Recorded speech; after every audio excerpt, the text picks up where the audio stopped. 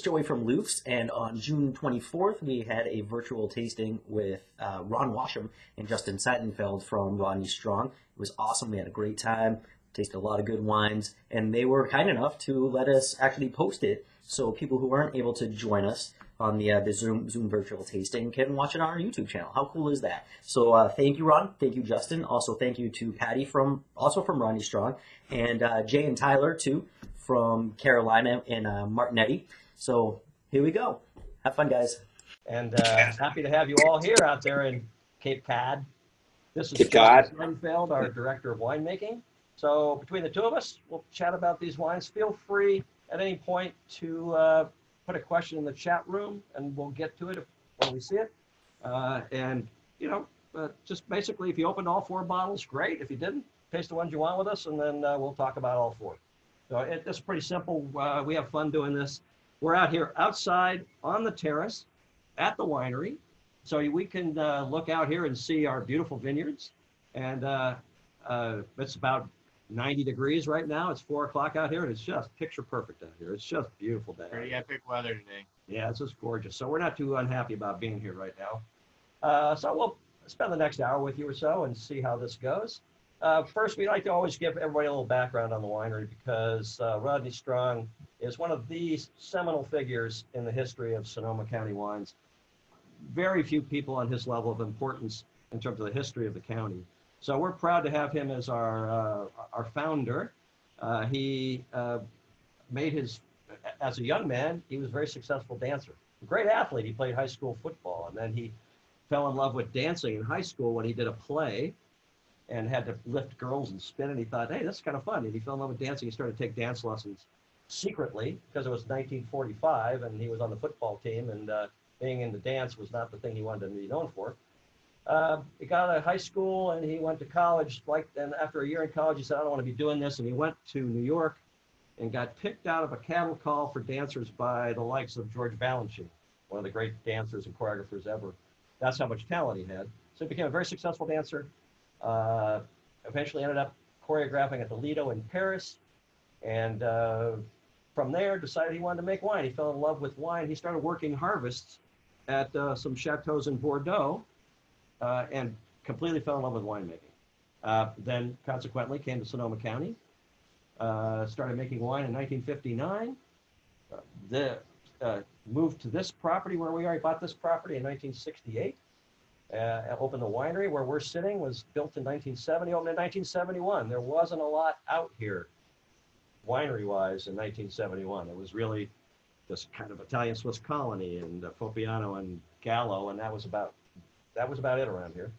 So he was one of the first people out here, pioneer in every sense. Probably planted all kinds of stuff in the Russian River, and also a great proselytizer for the county. Traveled all over promoting how great the wines were in Sonoma County. Especially Cape Cod in the Massachusetts area. That was one of his favorite spots to go. I think that was actually where he was from originally. No, well, he's from he went to high school in Washington. Okay, Maybe so originally. family there or something. Family, yeah. So Jay has lots of stories about Rodney when he came. There are endless stories about Rodney. And then eventually, the Klein family, our current owners. You see Tom Klein there, the dapper-looking guy in the middle. He and his family bought the property in 1989. Tom's run the winery since then, 31 years. A wonderful family. We're happy. I'm proud to work for them. They're nice folks. They're farmers by background. They have thousands of acres around Stockton, the northern part of the Central Valley in California. They grow lots of everything. So they're very much into sustainability and the environment and agriculture, and that's where their background comes from. And as Justin will tell you, it's 90% the fruit. If you don't farm it right, you're never going to make wines this good. These are kind of 4 of our real stalwarts here. It's a nice selection of what we do between the Rosé and the Charlotte's Home and the Russian River Pinot and the Upshot. These are wines that reach a mass market, and we're very proud of them.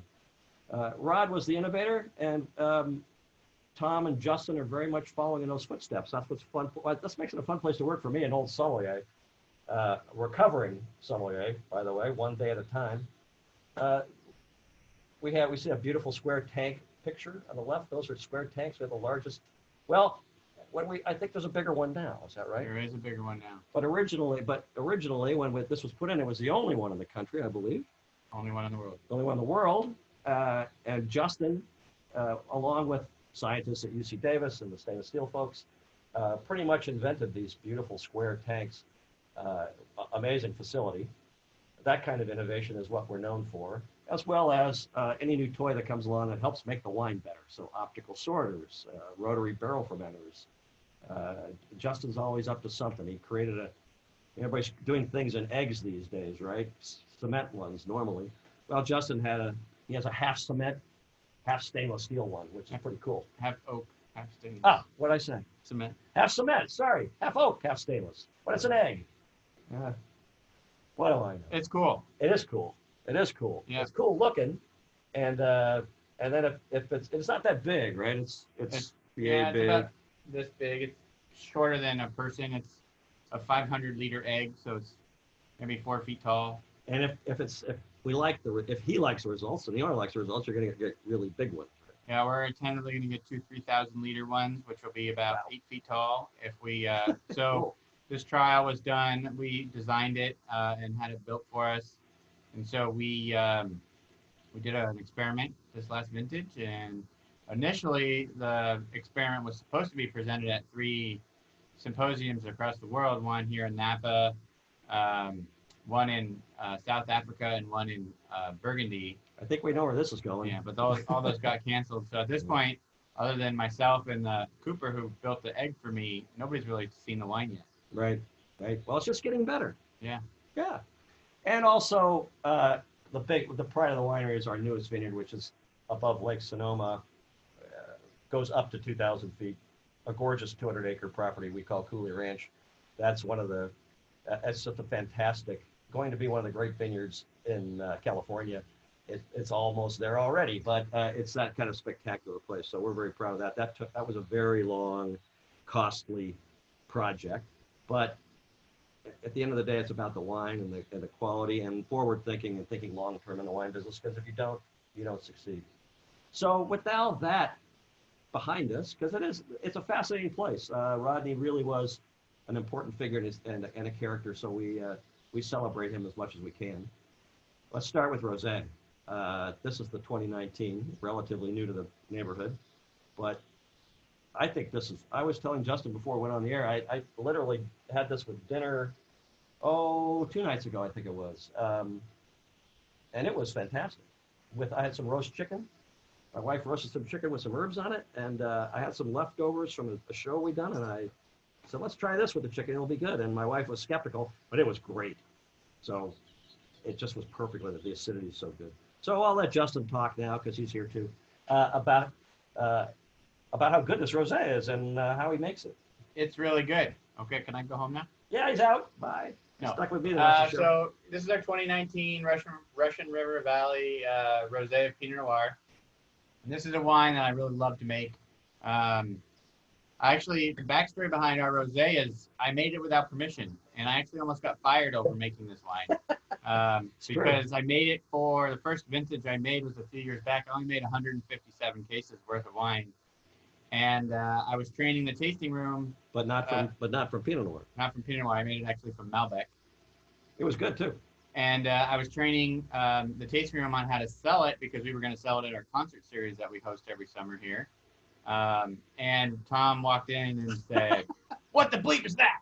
Yep. I hate rosé." And so I had to convince him that he was going to make a lot of money by letting me make the rosé. And it did. It sold out in like 3 weeks, and it was successful. So then the following vintage, I made 2 rosés. I made another Malbec and a Pinot. And then we ultimately decided we liked the Pinot best. So this is about fourth or fifth vintage total behind making rosé. I believe in not reinventing the wheel, but making that wheel better. So I went to the best in the world to learn how to make rosé. And that, to me, is a winery in Provence called Domainat. And so the philosophy behind making this wine starts there. That means that we make this intentionally. Now in California specifically, and most New World areas that make rosé, it was a byproduct wine for the longest time. It was a wine that was based on something called Saignée.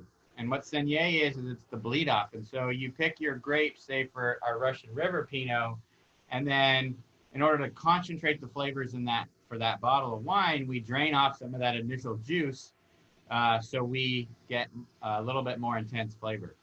And instead of throwing that very expensive juice away, you make rosé from it.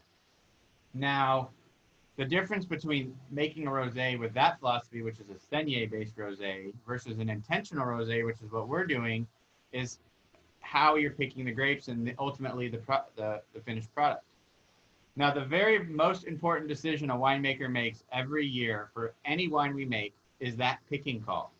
The picking call sets the foundation for what you're going to get. You can't put the grapes back on the vine if you don't feel like you got ripe enough after tasting the tank. And if you got it overripe, it's really hard to change that because that's just in the makeup of the amount of tannin and the type of tannin that you have in the wine. So by doing it intentionally and choosing to pick these grapes for this wine versus picking grapes for an entirely different wine and then trying to make rosé out of it, we automatically set ourselves up for success beyond what you can do with a Seigneur-based rosé. Yeah. Oops, I didn't mean to do that. Yeah. Well, you're sorry. Not about me. And you also, when you pick at a different time, you get different character to the rosé too, right? Correct. So you get more floral if you pick it sooner. Right. So we pick this between 20 and 21 bricks. That leads to a much lower alcohol. So this is about 12% alcohol, which means you can drink the whole bottle tonight versus just the first half of the bottle. You get, and by doing that, your ripening level is at a different point in the process. And so what that leads to is a different set of chemicals in the grapes, not chemicals, but compounds called esters and phenolic characteristics and color extraction potential, which leads to the color composition we get. It leads to the florals that we have in the wine, the rose petal, a little bit of jasmine. Fruits, you get more strawberry and watermelon versus cherry or kind of that Jolly Ranchery quality you can get in certain rosés. Candy cane. Right. And so all of those characteristics are natural, and they're because we're picking these grapes at the right ripeness for rosé, in my opinion, at least. And that's somewhere in between a sparkling ripeness. So sparkling wine you pick at a little bit less ripe than we pick rosé, but not as ripe as you would for, say, a regular still wine. So it's a balance. The rosé, for me, when I'm judging rosés, it's about just how fresh it is and how the energy it has, and that's the joy of rosé is that if it has residual sugar in it, which you tend to get with the Seigneur style, because that, as Justin taught me, or as I sort of knew, when you have riper grapes, you're going to extract more tannins, and so they use the sugar to cover up the bitterness in your mouth. And I find the sweetness a little offensive. It doesn't taste good to me. So this kind of high-toned freshness is what you're looking for in rosé. I think that's what I'm looking for. I would agree. It's a better food pairing than everybody thinks. People tend to just drink rosé on the porch, by the pool, but don't neglect rosé at the table. It's actually really, really good with lots of, like I was thinking, that herb chicken. It's good with charcuterie. It has a lot of character that comes out when you have it with the right meal. So it is fun to have with food. And I think the best they taste, this is, you get to October, November, that's when this really starts to shine. The weather's cooling off, so nobody drinks rosé anymore, but that's when it gets to be really beautiful. Right. And then, don't even hesitate to even try to pair it with some Asian cuisine. Yeah. The florals and some of the spicy notes in the wine can actually do quite well with certain Thai dishes and other Asian-themed foods, which I actually did last night with this wine. It's one of the few wines that my wife will drink. She's not a big drinker, and so she drinks my Upshot White, which is the sister wine to the last wine you'll try tonight, and rosé all day long, especially after dealing with 3 kids at home all day long. So, yeah, you get over that hatred of wine when you got 3 kids at home. Yes, you do. Yeah, in a hurry. Hey guys, can you guys speak a little louder? We're getting comments that you're a little hard to hear. Maybe I could. Can I?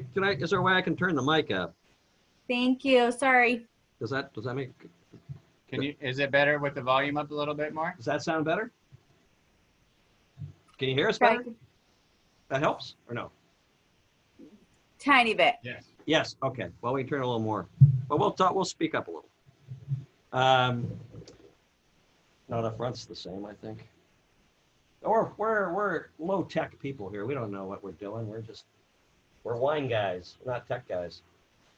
It's if you take anything away from it, realize that although we see rosé as sort of a simple wine, it's not simple to make.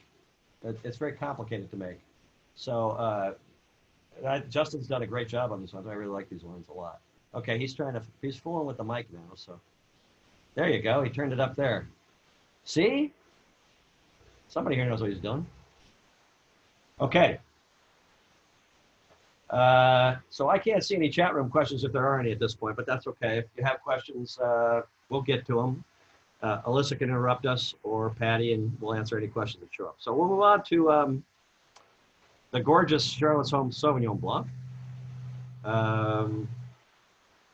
Kind of made in terms of fermentation style, kind of a little bit made the same as the rosé, right? Yeah, pretty much. I mean, the only difference is from the stainless steel fermentation side of things, they're made almost identically from a protocol perspective. For the Sauvignon Blanc, we do add 10% that we put into French oak barrels, 100% new, which are fermented to add a lot of vanilla qualities. And then we put that through what's called a secondary fermentation or malolactic fermentation, which also adds some richness to the mouthfeel and gives the wine a little bit of a added mid-palate. Right. So tell them, because you told me this story, and I had a different story in my head, but tell them how I got the name Charlotte. So, well, first off, Charlotte was Rodney Strong's wife, but tell them the story about the first winemaker we had. Yeah, so this wine, I like this story. The vineyard that this is predominantly produced from is called the Charlotte's Home Vineyard. It's in the southern Alexander Valley, and it's on a little piece of flat ground. It's not little, but it's about 60 acres that borders to the western side, the Russian River, and on the eastern side is a little hill called the Alexander's Crown Vineyard, which we make a single vineyard Cabernet. And when Rodney owned the winery, his house was at the top of the Crown Vineyard, and today our current owner, Tom Klein's house, is up there. And Rodney and Charlotte didn't have kids, and so Charlotte loved animals and dogs specifically, and so her kids were these two giant English Mastiff dogs. And her usual routine was to walk these dogs, I'm not sure how many times a day, but at least once, along the Russian River, which bordered her house. And one afternoon she was doing that. She was along the riverbank, walking her dogs. And our very first winemaker, a guy by the name of Dick Arrowwood, who's quite famous today, was in the vineyard, walking the block, looking at maturity like we do on a regular basis. And he must have been doing something that startled the dogs. And so the dogs attacked him because they thought they needed to protect Charlotte. And they literally knocked him down, and they, ripped his pants, and they, scared the living bejesus out of him. You can imagine 200+ pound dogs coming at you pretty pissed because they're trying to protect their master or owner. He comes running back to the winery, just super livid, and yells at Rodney about what happened. And Rodney started laughing. He thought it was the funniest thing he'd ever heard in his life. It is funny. And he said, this is my winery. This is Rodney Strong Vineyards. That's my wife's home. She proved it today better than ever. So let's call it Charlotte's Home Sauvignon Blanc, because at the time it was a single vineyard wine. That was where all the grapes came from. Today, the grapes come from a few other sites. There's actually about 6 sites that make up this wine now. 1 in the Russian River Valley, 2 in the Alexander Valley, the Charlotte's Home Vineyard, as well as the vineyard directly across the street, which is called the Buds Ranch, which also we own, named after Tom Klein's father. And then 2 vineyards in the Dry Creek Valley. And each different location brings in a series of flavor compounds and components that make the fruit very complex. We have fresh acidity and citrus from the Alexander Valley fruit. We have beautiful tropical tones like passion fruit and mango, and a little bits of melon from Dry Creek Valley, and then some herbaceous and zesty qualities like jalapeno and lemongrass and things like that from the Russian River Valley, because it's so much cooler there. And we weave all that together, and then when you add in the oak component, you gain a lot of beautiful complexity, and that adds to the vibrancy of the wine.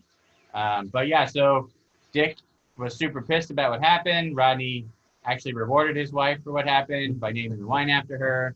And subsequently, the following year, Dick left. Yeah. Chased by two big dogs. Yeah, I mean, nobody knows if that's why he quit, but he did quit and moved on to Steto St. Jean, where he kind of stole a lot of the ideas that Rodney Strong pioneered to create, the first single vineyard wines and single clone wines coming out of there.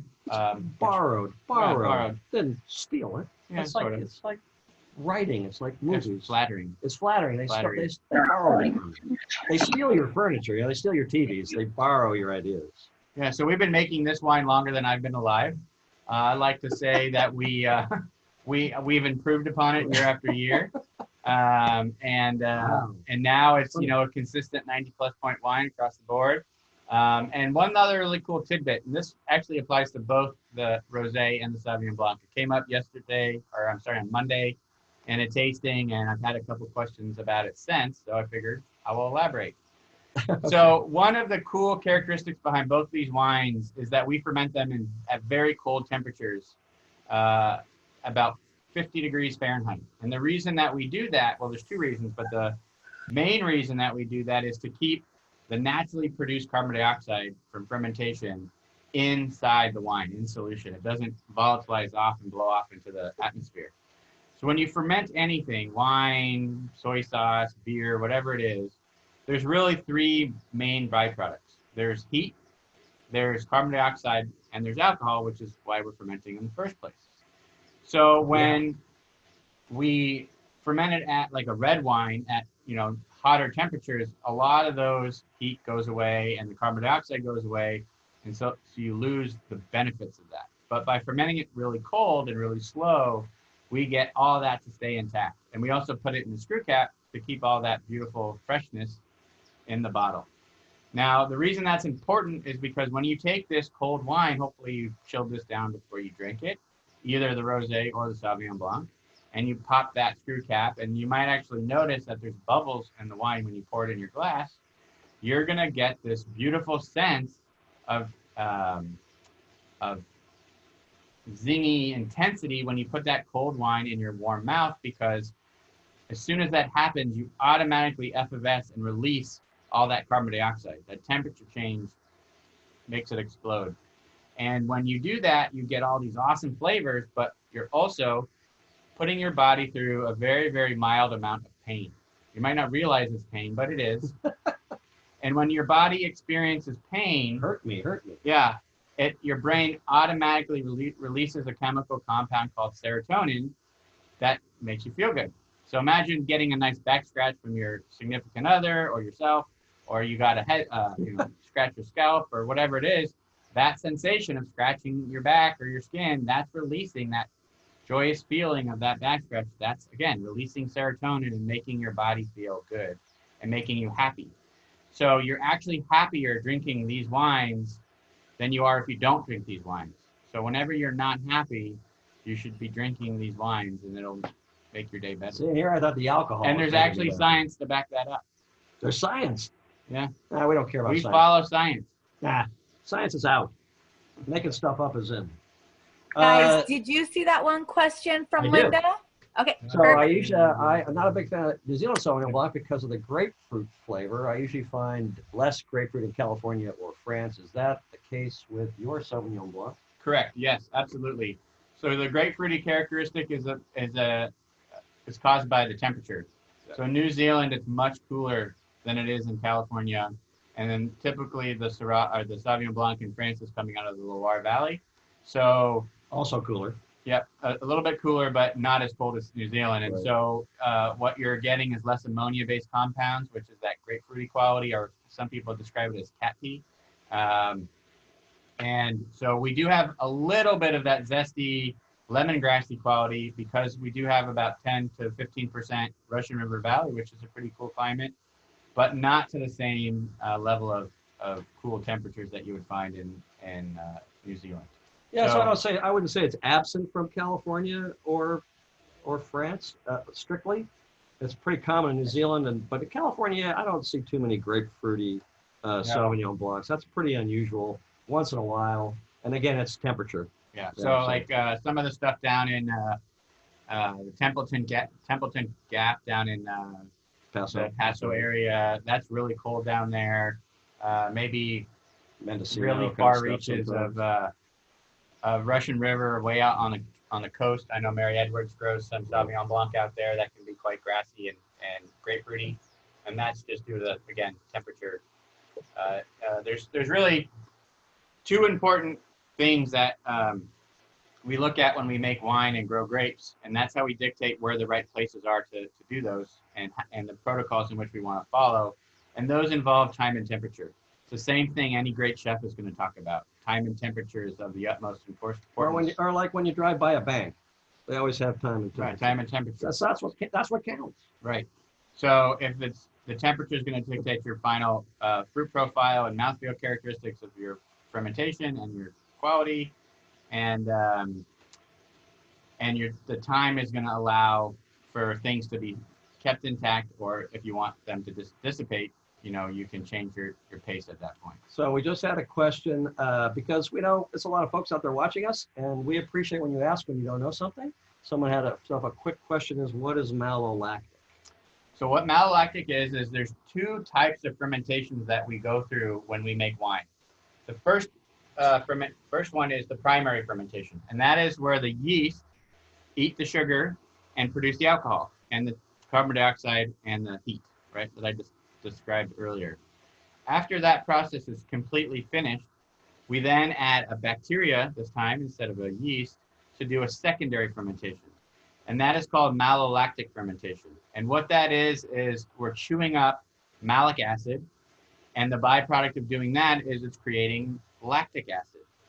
And the reason that's important is because wine is a living, breathing thing, and we want to make sure that we have a very microbially stable wine. And so by moving from that strong acid to the weak acid, so malic to lactic, we put our wine in a much more stable environment and allow the acidity to actually get a little bit lower. So we're actually making the wine fatter and more soft and creamy by doing that secondary fermentation. Now, almost all red wine goes through that secondary fermentation, and most Chardonnay does, definitely not all.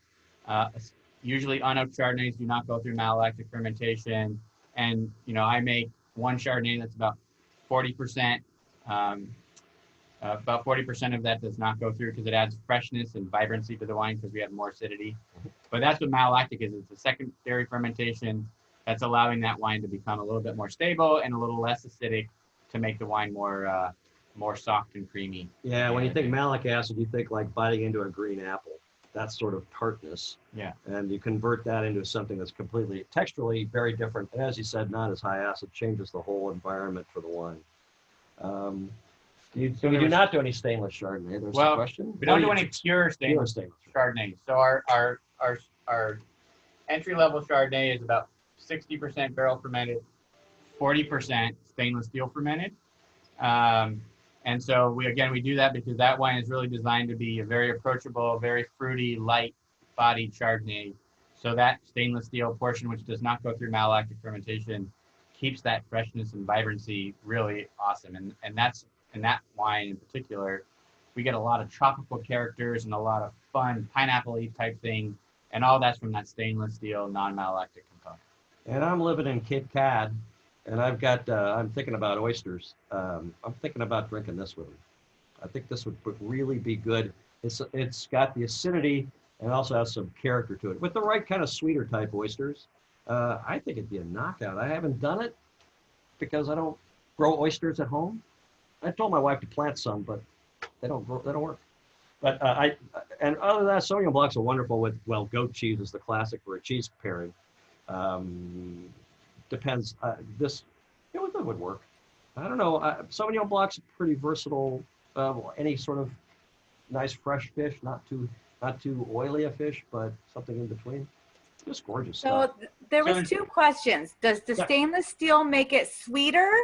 And how much of it is estate fruit? So the answer to that is no, it doesn't make it sweeter, but it makes it fruitier, which can come across as sweeter because we don't have that oak and that malolactic that's making the wine be less acidic. So that freshness and the fact that it's pure fruit can come across as to some people as sweetness. From an estate fruit perspective, this wine's about this vintage in 2018, I believe, was about maybe 40% estate fruit. Yeah. Usually we're closer to 60 to 65% estate fruit in this wine, but I actually made a decision in the 2018 vintage to move most of our production into the Dry Creek Valley and the Russian River Valley. Oh, yeah.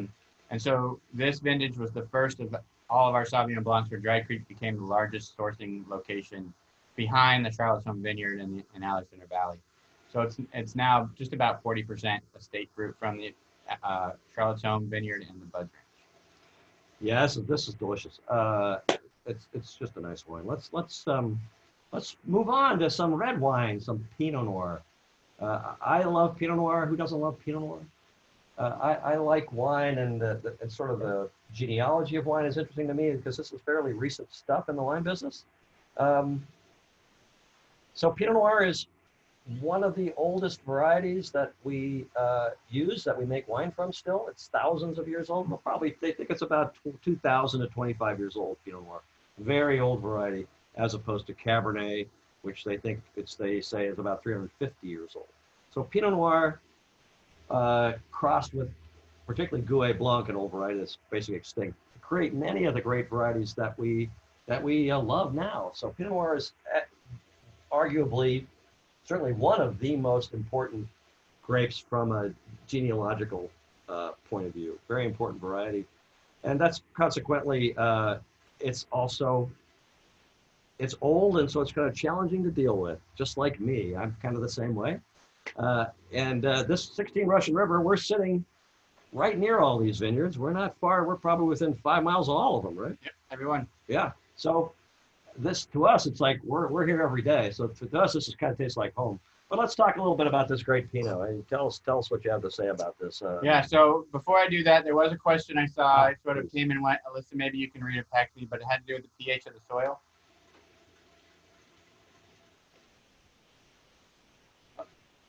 So it says, does the pH of the soil in the vineyards affect the flavor of the grapes? And if so, do you modify, adjust the pH for various grapes varietals?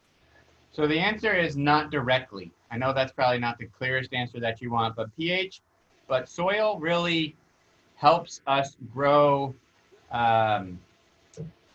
healthy plants. But what we're looking at when it comes to the finished quality of the wine, the most important aspect is the climate. And so we choose to plant the grapes that are in each vineyard based off of the climate of where that land is. So in the Russian River Valley, since we're going to talk about Pinot now, I'll use this question as a segue to talk about that. Is the Russian River Valley has this great composition of everything that comes to mind when you think of the word terroir, which is place, right? And for all intents and purposes, it's saying that the Russian River Valley has a uniqueness that's different than Sonoma Coast next door or Chalk Hill. And so one of those is soil. pH of soils can help your rootstock take well. It can help bind up certain nutrient components in the soil. But we wouldn't plant a variety that didn't suit the climate just because the pH of the soil we think may be ideal for Cabernet. We wouldn't put Cabernet in a cool climate, coolest climate. We do like cool climate Cabernet, but we wouldn't put it in the Russian River Valley, even though the soil might be perfect for Cabernet. So when you look at the pH of a soil, what does that change about what you decide to plant? Anything at all? Nothing really. Rootstock? Could be rootstock, but rootstock is really mostly dictated on pest pressure in the soil, whether it's nematode right. or it has, if it's got a lot of water holding capacity, and we're worried about the roots drowning, called wet feet. Mm-hmm. So all of those, how salty the soil is, which is a mineral composition, which doesn't really affect the pH that much. The pH is typically affected by magnesium and a few other things. And so we will add gypsum at the time of development and or lime, depending on if we want to move the pH one direction or the other. We will also utilize those components to add to bind up, like magnesium. If you add gypsum, you bind up to the magnesium, and magnesium is deadly to grapevines, and so we don't want high magnesium soils. So gypsum can really help that that vineyard get established on a more healthy basis. So if you are adjusting the pH a little bit in the winery, it isn't related to the soil at all. Not at all. Okay, so No, that's it's related that to the answers your climate. question. Yeah. So if you end up with a Pinot Noir that's got a high pH or a low acid, right? So pH is a scale of 7, or it's 1 to 14, or 0 to 14, and 7's kind of the middle ground. So if you have a higher pH, meaning a lower acidity, right? Basic is low pH, and you want to add acid, you're doing that because those grapes are ripening in a hot climate. That's where your acidity gets lost. Cool climate grapes out by the coast or in the Russian River Valley, those stay acidic and vibrant and fresh because they're grown in the cool climate and the acidities stay intact.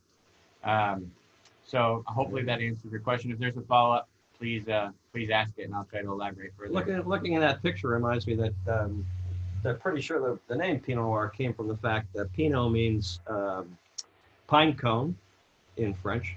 So if you look at the shape of the cluster, it reminded them of pine cone shape. And so they call it Pinot Noir. They're small clusters. They're about the size of your fist. And so there's really two styles of Pinot Noir that people really enjoy. There's your old world style, which are typically a little lighter in color. They're more earthy. They're more soft and supple, a little smoky in some cases.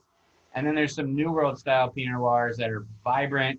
They're typically ruby red in color. They're full of like red cherry or raspberry, and they're a little less complex, but they're more luscious and fruit forward and a little. And again, that has to do with the fact that in old world climates, where typically they're growing Pinot Noir, Burgundy, and some parts in Switzerland and Germany, it's colder, so they're not getting that flavor development the same way versus California, which has all the sun that you can ask for, and we can get that ripeness that we're looking for. Yeah, let's talk about this particular wine. 16 was one of those vintages that just was what you draw up if you're a winemaker for what you want. Correct. So no heat spikes, right. No rain, nothing nasty. Right. So you get beautiful fruit with a long time out, what they call hang time, and you get just remarkable. No pest pressure, no rot. Pest pressure. Right. Yep. So everything you want from a vintage is what 2016 delivered. And yes, we don't have terrible vintages that often, but you also rarely have a vintage that sort of seamless. It doesn't make his job that much easier, but it makes the picking decisions easier. The pressure on the winery is easier, and you have, as a result, you also have you get better fruits, you get better wine. Correct. So 16s, when you're looking at stuff, they're a deal. 16s at any price point. Right. This is gorgeous wine. I love this Pinot Noir. Pinot Noir, of course, very versatile with food. There's the classic beef bourguignon, which is beef with Burgundy, and the red grape of Burgundy is Pinot Noir. So you have a nice prime rib, something like that. Pinot Noir is great. It's also great with salmon. It's a wonderful match with salmon because salmon has a little bit of fat, and that works with the Pinot. But why do people always say Pinot Noir is the hardest? People always say it's the fussiest grape or the hardest grape to make. Do you agree with that, or? I don't. Every grape causes a challenge on their own. And so Pinot Noir to a lot of people is difficult. A lot of that has to do with the fact that they're growing it in the wrong spots, or they're unwilling to adapt to the conditions that they have. And so that comes out of Pinot Noir has a very thin skin, and so it's very susceptible to rot. It's something called botrytis. So if you're not maintaining your vineyards properly, if you're trying to take a laissez-faire attitude like a lot of people think about when it comes to growing grapes and making wine, that Mother Nature will just do it for me and I don't have to do anything, it's going to be tough, because if it gets hot, your grapes are going to desiccate. If it's too cold and wet, your grapes are going to rot. In order to get the flavor profile and the characteristics you're looking for, you need to pick when the grapes tell you to pick, and you can't be lazy and you can't just wait and get to it when you get to it. You need to execute. And so when I make a picking call, it's picked within 24 hours of that decision. It's not a week later. Think of that great piece of meat that you might, buy at your favorite butcher shop that you may spend a lot of money on. You're not going to cook it well done, and you might not cook it rare. You're going to cook it to the temperature that you want. You might like medium rare. You might like medium, medium. I don't know. But that decision of when to pull that steak off the grill is going to make or break, whether it's as good as you think it is, even if you start with the best piece of meat in the world. And the same thing happens when it comes to growing grapes. And I'll tell you a story. I went to Burgundy. I've trained but with a lot of winemakers there. And I was at the Hospice de Beaune talking with the old winemaker. He's since retired. I wonder why. And he would tell the story because he thought we were maybe stupid or I don't know. And he says, I tell you the story about how I make my wine. He says, I put the grapes in the tank and I go take a nap. And when I come back, I have wine. And it's that simple, and it's Sleeps really for 2 weeks, apparently. Yeah, not that simple because there's a lot that goes into making sure you pick it right. And then when it gets to the winery, it's processed right. And while we're not adding anything to the wine, if there was an ingredient label on the back of these wines, it would say grapes. That's it. Sulfites, grapes and sulfites. Yep. There's no additives, but that's still that time and temperature, that attention to detail of making sure that those things are executed properly are the difference between a really awesome wine and a wine that's just okay. I'm not a winemaker, obviously, but I always think about Pinot in terms of making it, and I'm just saying this, and you can tell me I'm an idiot, but I think it's kind of less forgiving if you make a mistake in the winemaking process. So where if you kind of screw up the camera a little bit, you can fix it with other varieties, you can do other things to it. But if Pinot goes south, it's really hard to fix it. That's absolutely correct. So that's why I think for a lot of winemakers, if you make that one, if you don't make mistakes, yeah, it's just like making every other wine. But you make a little mistake with Pinot and you're a dead man. I mean, you got nothing to do with it at that point. That's what makes it a challenge. I would agree with that. Wow, man, I'm proud of myself. I was thinking about if this is probably hard for everybody to believe, but Pinot Noir only got popular recently. It's not a grape that was in California. I mean, Burgundy, the Cistercian monks were making wine in Burgundy in the 12th century and paying attention to Pinot Noir. California, I mean, Rod had Pinot out here in the 60s, but there wasn't, Hansel had some, there wasn't a lot, and nobody wanted it. When I was in restaurants as a kid, as a waiter, there was no Pinot Noir on the wine list. Maybe there was a French, inexpensive Bourgogne or something, but nothing. So Pinot Noir took off, I'm guessing in the 90s. Late 90s. Late 90s. But Rod had it out here in the 60s, and other people like David Bynum and Joe Swan and people like that, the Rocchiolis, yeah. So, but there wasn't much out here. It's kind of amazing, Pinot just, it belongs here. Not finally, everybody figured that out. Let's go on to the Upshot Red. This is a cool wine. I like this wine. This is Justin's baby, so I'll turn it over to him.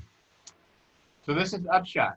So the definition of this wine, which I also named in addition to making it, is the positive outcome of a series of events. So this is my upshot of why I wanted to be a winemaker and why I am a winemaker. And this wine came to me because, I love coming out into the marketplace and meeting all of you awesome people about, and I get the question, why are you a winemaker? Why didn't you become a firefighter or a chef or whatever? And, the reason that I wanted to be a winemaker, I described in the words, but, I'm better at making wine than I am talking, as you can tell by this chat. That's not true. So I decided to make a wine to describe why I became a winemaker.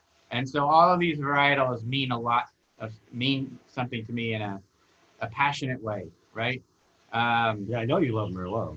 Right. So Merlot is my favorite varietal. So, it's one of the key components in Merlot. To me is a very sensual, and it's a very, amazing grape that can be all things to everybody in the right form. And so it's really the heart of the wine. It's we think of wine as a living, breathing thing, like we winemakers do. The Merlot is the heart. It's what lays the soul, not the soul, but the passion. Zinfandel, the fact that I love where I live in Sonoma County means so much to me. It's my family's home, and it's to me one of the best places in the world to grow grapes and make wine. Zinfandel is something we've done incredibly well here forever, and this is from one of our estate ranches. It's old vine Zin, planted in the 1970s on head train, AXR original rootstock. And this is the soul. This is what you know, keeps you thinking about Sonoma County, and it grounds the wine in the sense of place. Malbec comes from Cooley Ranch. It's our highest elevation vineyard. This is at 2,000 feet. And this grape really brings to the table a sense of flesh and a sense of fruit and a sense of, you know, the you know, the fun, the passion. Riesling, which is a white grape. So yes, I did blend white wine into a red wine, so that's not a mistake. That's the fun. That's what keeps you coming back for more and surprises you on the back of the palate. It adds a lot of acidity. It helps cut through food flavors. It makes this wine very approachable. And then the Petit Verdot that rounds it out. You know, that's confidence. You know, I'm a cocky guy. I have quite a bit of ego. And so that's Petit Verdot. It's the variety with the most tannin, not the most tannin, but almost the most tannin. And it kind of gives it some shoulders and some ability to push around the other varietals a little bit, even in small doses. So you take all those things and you find me in that bottle. You find the passion, you find the fact that we're not willing to push the envelope of what we can do, and we're not, you know, fuddy-duddies that, you know, look up at every other wine that, you know, doesn't fit into a box. And then in order to show you exactly what we did, because I love to be transparent and open and honest with how we do things, is we put the entire process on the label. What am I doing? So that is Somebody asked why there's a different label on Nothing's this working. bottle. Yeah, why it's not a Rodney Strong Oh, label. right. So that's Nothing's because working. Upshot's going to become its own brand slowly. And the label is really designed to tell you the entire process. It's a calendarized graph of harvest and aging and fermentation and bottling, the whole 9 yards. We tell you the blend, the composition, a chemical analysis, location of grapes, when it was picked. So there's no secrets behind this wine. And we find that, you know, a lot of the younger wine drinkers really, they want to know what they're putting in their bottle, and we want to tell you what we're putting in your body. Somebody's asking you to use the same recipe every year. No, I do not. I use He's similar not, grapes. believe me, he's not that recipe guy. I use similar grapes, although I'm always playing, but I do not use the same composition of percentages. A lot of these vineyards I've picked for a reason. So the Merlot pretty much always comes from the Peter Newman vineyard in Knights Valley. Right. The Zinfandel always comes from a Harvard Ranch. Malbec's pretty much always from Cooley, and so as is the Petit Verdot. And the Riesling's actually a stone's throw from the winery in River East in the Russian River Valley. So I picked those sites for a reason. The Riesling has changed for the next vintage because that vineyard has since been ripped out by the people who owned it. So I had to find a new sourcing. But what drives the percentages? Taste. There's no rules. So I'm just trying to make the best damn wine I can, and I really want a positive outcome of all of those vineyard sites in the best balanced way that I can do. So It's interesting to me that you didn't use Cabernet or among these. Not that you had to, but that's something of a. Yeah. We do a lot of. Did you avoid it on purpose, or did you? Yeah, I did actually. Yeah, I had a hunch. I love making Cabernet. The most expensive wine that we make is a Cabernet-based wine, and so there's nothing wrong with it. But when I think about me as a winemaker, and since this is the goal for this wine is to describe the reason that I became a winemaker, Merlot fits that bill better than Cabernet. Right. I guess I don't know. I don't. I used to taste a billion wines, but I don't that much anymore. But I don't know of any other blend that's got Merlot, Zin, and Malbec. It's the big three. Yeah. But it certainly works. Yeah, it works really well. It works, and yeah. Did you know it would? Nope, I didn't know it would. Ah. I just figured it out slowly. Yeah. I mean, this was it took me 5 years slowly. So 5 years to you come get up one with shot a year. Not like you can do it 10 times. Come up with the wine that I was, that was my Upshot. Every year I would try and I would fail and I would get back up and try again. And, I'm never going to shy away. And I finally, hit that magic button when I started looking at it from a different perspective. I started looking at it from the vineyard to the wine versus looking at a bunch of wines on the table and trying to figure out a blend. I'll say this: if Luke's has the white version of Upshot, and if they're on here, they can tell you that's delicious. Also, that's one of my favorite whites we make at this point. So don't ignore the. Oh, that was me. The dog Pardon me. I had agreed. a little indigestion. Sorry, I was going to answer that question. My beagle decided to answer it. Oh, that was a me. beagle. Sounds like it. Cool. Go ahead. We do carry the white version of Upshot. Thank you. So we carry pretty much all of the classic California series. Thank you. That one's Symmetry, delicious. Symmetry, of course. Reserve Right. Cab, and then all the Cal tier. Obviously, everything that we're tasting this evening. And Thank you. occasional Alex Crown here and there, but that never lasts. Well, the Upshot White is, folks out there, try it. As summer's coming around, it's like the rosé. It's just, personally, I love it. I like all of them, and I'm supposed to, but I don't lie to people. I think the Upshot White's fantastic. I like the red too, because I'm a Zinfandel guy. So if it's got goods in it, I'm happy. What's in the Upshot White? Justin, Grenache Blanc, Sauvignon Blanc, Viognier, Chardonnay, Pinot Noir, and Gewürztraminer. Yeah. So here's a question. It's not a specific question, but more of a high-level one. These wines exemplify, in my mind, New World. If you were trying to convince an Old World style wine lover to pay more attention to these wines, what would you tell them? I tell them the gap between Old World and New World is kind of changing, right? Partly that's climate change. Well, I mean, I guess the first thing I would do is I would try to make it a dialogue. I would ask you, what about Old World style wines appeals to you more than New World style? And is it a fruit thing? Is it a textural thing? And then what I would then do is describe to you, the way that the wine is made. Yes, we have more sunshine than most Old World wines, although definitely not Spain. Spain has just as much sun as we do. And southern France, the Languedoc and those areas have just as much sun, if not maybe more than we do. But if you go up into Burgundy and Bordeaux, a lot of the types of characteristics that you're getting out of those wines are climate. Bordeaux picks when they pick because they have no choice because it's going to rain. And the best vintages, the ones that always get the highest scores and are the most acclaimed, like the 82 and the 89 and the 86 and the 2010 and the 2005, those were the hottest vintages. Those are the ones that where the grapes were actually able to ripen naturally versus artificially with chaptalization. So I would say that when you're looking at a New World wine versus an Old World wine, and while I would definitely agree with you that these are New World wines, but done in an Old World way, is how I like to describe it, because we are looking at these from a vineyard perspective, not from a winery perspective. We use technology as a tool, but not technology as the be-all, end-all. Our decisions are made with our palates and with our mouths and with our instincts, and not based off science and chemistry to tell us when to pick. They guide us onto approximate timing, and then we make our final decisions with our experience. Beyond that, it's pretty, unless you're a really accomplished taster, if you're doing it blind, it can be very challenging to tell Old World from New World, particularly when somebody like Justin is aiming at that style, aiming at Old World style, as you said, with the New World grapes. In a blind tasting, make them try it without knowing what it is. Right. And chances are you win them over.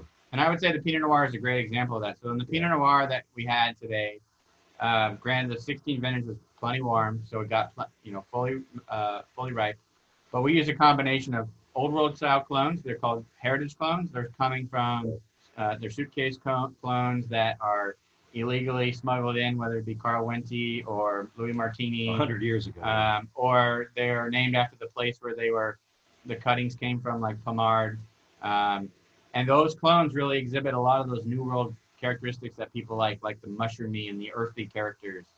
And then we have a good amount of the New World clones. Those are the Dijon clones, although they were actually propagated in France at the University of Dijon, the ONTAV program. So those are vibrant, more acid focused, and they were bred in ONTAV because of the challenges that people in Burgundy were having of getting their grapes right before they rotted on the vine. And so those grapes were designed via natural natural selection, not GMO, but naturally finding single vines that ripened differently, and they would take cuttings from that particular plant, and then they would grow them up. They're designed to ripen faster. So take a grape that was designed to ripen at the right time in Burgundy and you put it in California, that gives you a lot more ripeness and more vibrancy and those characteristics. So we try to blend those two, that old world heritage clone with the new world Dijon clone, and come up with something that gives you that earthy softness, but also that vibrancy and freshness that people like. There's a lot of old things in the wine business that people just throw around. Old world wines are different and better, and better is a silly term.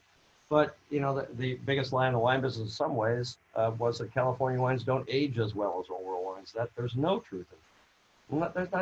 That's not even vaguely true. But they just get propagated through the people keep saying them. But so old world versus new world, do it blind. And if you consistently like the old world wines better when you don't know what they are, then yes, you prefer old world wines. It's easy when you see the labels because we're visual creatures. And as soon as we see something, we judge it. It's what we do. We're humans. So when you see it's a new world wine, and you're that person, you already don't like it to start with. And it's a hard battle for any wine to get over that. If you can't see the label, then that's why they do wine competitions blind, because judges, we don't have the time and we're not trying to figure it out. We're just judging the wine for what it is and not the label. So all that changes when you don't see it. What a great segue into, did you guys answer the question in regards to why you chose a different label for Upshot? Well, he mentioned that, it's going to be a different brand for us. So we just make the red and the white. So they're not varietal wines. Right. They're a great value white and a great value red. Right. Right. I think the question was the actual label. Why? Yeah, we talked about how it's just I designed the wine to be a little different than what we've done in the past for Rodney Strong. And the label has all the info on it. Right. And then AJ, stay awake while we're doing this. We worked with a great label designer who came up with the ultimate philosophy behind it. And then it's been kind of such a success for us that we've decided to start to pull that away and make it its own little brand with 2 wines. I did actually make an Upshot Rosé this last year, which we chose not to do. Not to bottle that, but it was another experiment. The last comment I would make on the old world, new world thing is also has to do with alcohol. The most old world wines are much lower in alcohol, True. And then they have an entirely different textural characteristic to them versus new world style wines, which typically have higher alcohol and change the viscosity and the overall flavor profile. Yeah. And so most of our wines, at least at Rodney Strong, we make them to be balanced. And so our alcohols are typically a lot lower than on average, although I do make Zinfandel at 15% alcohol. So, I'm not afraid of it, but it's hard to make Zin at really low alcohols anyway and be any good. It is also an alcohol related question as well. There you go. It's a tax related question too sometimes. So anyway, anybody have any more questions? We've been here an hour and you guys are getting probably ready to get rid of us. You have any further questions? If not, was there someone from Loops who wanted to say something that or Jay? Or Jay? Jay, you want to jump in? Oh, yeah, I'll hop on quickly here. Thank you for the participation, and we went almost an hour tonight, so I want to thank everybody at Rodney Strong, Justin, Ron, Patty, and Amy Jo. This was a wonderful experience. I think, folks, you're going to start to see more virtual tastings from stores and restaurants, and I hope you appreciate this. I want to thank Team Luke's, Todd Paveo, John Pomeroy, Joey Casco, 6 great stores on Cape Cod. All these wines will be on sale for the remainder of June and through the month of July. So, folks, thank you, and I hope you enjoyed the evening. The wines were great. Thanks, Justin. Thank you, Ron. Appreciate it. Thank you very much. Thank you, everybody. Stay safe. Come see us when you get out here. It's beautiful out here, and we really appreciate your business. Thank you very much. We are open, so come enjoy it. Hey, Patty Wells, thank you so much for all the side work and setting this up. There's a lot of things that go on behind the scenes to pull an event off like this, and I mean, you guys in Sonoma, I appreciate it. This is great. Thank you. Nice job, gang. Cheers. Cheers. Bye, everybody.